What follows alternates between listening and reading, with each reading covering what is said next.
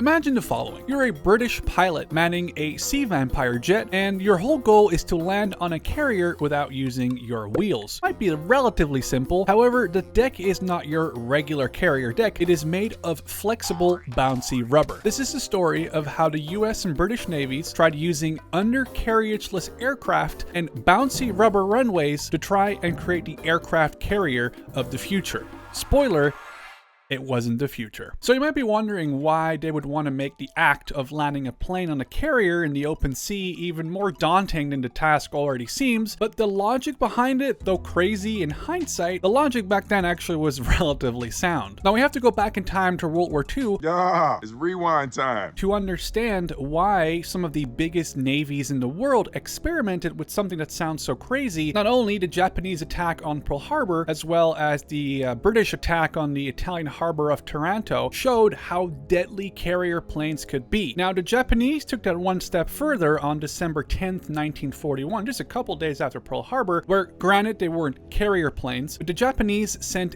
88 aircraft after a small British battle group. A couple hours later, the Japanese had lost 6-ish aircraft, of which 2 went missing. They lost about 18 men killed. On the British side of things, they lost the battlecruiser Repulse, the battleship Prince of Wales, and they lost over 800 men killed, again cementing just how powerful aircraft were in a battle against ships. Hey there, sorry to interrupt myself, but I just want to let you know that if you like this style of content, we have just uploaded a brand new video over on our new channel on a new topic. You can find links to it down in the description below as well as in the pinned comment. All right, back to me. So really by the end of World War II, it had become obvious that the era of the battleships was over and the era of planes, or more so carrier-based planes, being able to strike basically everywhere you want in the world within a certain amount of hours, that era had just begun. So during the final stages of World War II, as well as after, design bureaus from all over the world wanted to try and incorporate this new jet technology into their future carrier-based plane designs. You have to keep in mind that jet engines at the time were very thirsty. They needed a lot of fuel to keep going, and that needed to be somewhere. Now, again, these jets had to be small because they had to fit on a contemporary carrier. So some genius came up with the crazy idea, what if we just remove the wheels and the space for them in the undercarriage of the plane, and it'll save us a bunch of weight? And the worst part about this crazy idea was, at the time,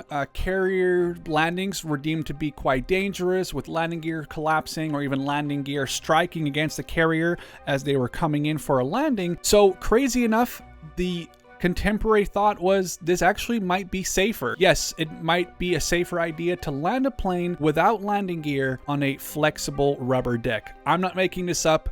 That's a legit thought they had at the time. Some initial testing had been done, and they figured out that, hey, we can save about 5% of the plane's total weight by cutting the wheels and the undercarriage, and that's actually not bad. Now, designers said we can probably cut anywhere from another 5 to 10% by making the wings a little less fat, by just basing the entire design, like the Supermarine 505, around this wheelless design, and obviously the fact that they would land on these rubber runways. So a savings of 10 to 15% in weight just meant that a lot of people were like, hey, does this maybe not a crazy bad idea? Because so far they'd only seen the sort of potential benefits. But this was a two-pronged idea. Not only did you now have no wheels on the underside of a plane, the plane also had to land on a new type of runway. This couldn't just be a regular steel or concrete runway. It would damage the plane's fuselage too much. And that's the last thing you want to do, is spend a whole bunch of time repairing your planes after every time they land. So the idea was to have a rubber flexible type of runway, also called the carpet, which would be layered on top of pressurized fire hoses. Finally,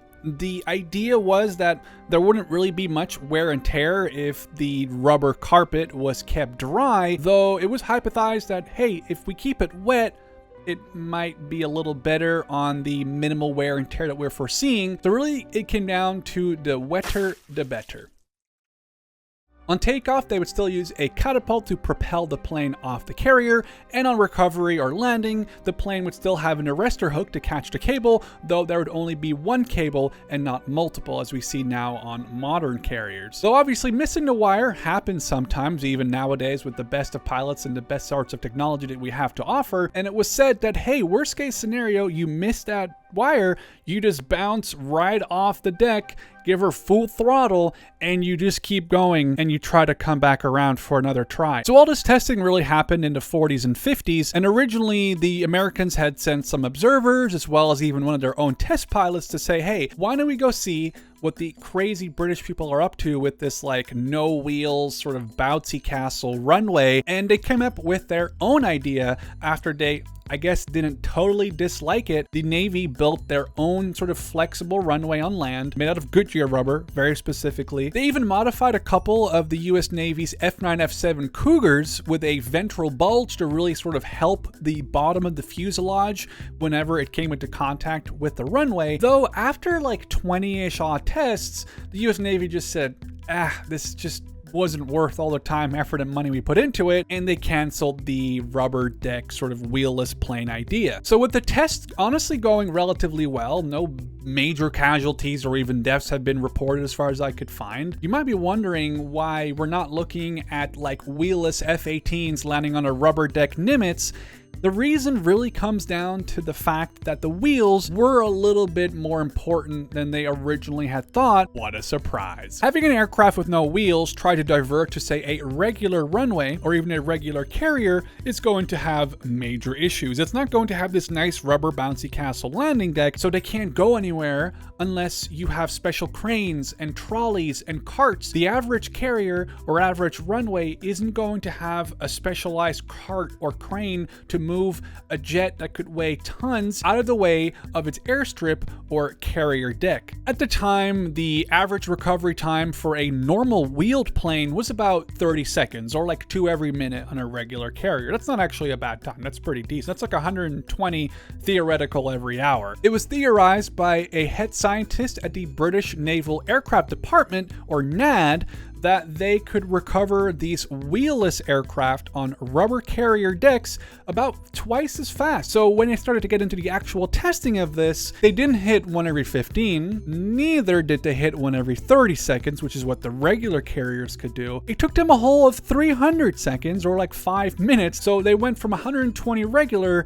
to just 12 of these wheelless planes every hour, and that wasn't gonna cut it. So they had to come up with some new ideas and solutions. And this solution actually came, and he kind of redeemed himself, because first this guy did say, hey, we can do 1 every 15 seconds, but he redeemed himself, and together with a officer of the Royal Navy, they basically designed what we now know as the angled deck concept, still in use like 70 plus years later and to this very day. Basically, a plane would land and then immediately be able to be shoved off to the side, allowing different planes to land and thus causing less of a 300-second wait and just trying to get closer to that magical 30-second difference between planes on a regular carrier. Now, jets were getting bigger, aircraft carriers were getting bigger, and the fact that these jets were getting bigger and heavier just meant that cutting the wheels or even kind of basing the entire design around the fact that it had no wheels just gave diminishing returns, and it wasn't worth the hassle on saving a smaller percentage of the aircraft's total weight. Furthermore, landing on a carrier is already considered to be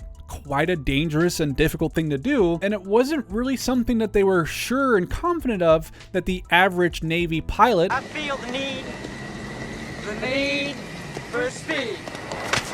which I assume are pretty well trained, and they just weren't sure that they could train these pilots accurately enough to snatch that one cable every single time. So flexible decks never really made it out of that prototype stage and never really was adopted by any Navy, but the angled deck, which sort of was born out of accident out of that, still very much so being used. In hindsight, from a 2023 perspective, I think landing a plane loaded with explosives, bombs, fuel, and ammo on a carrier without using your wheels, and also with the carrier having this bouncy castle structure, honestly seems like a really crazy bad idea, and I honestly think it really was. They still try it though.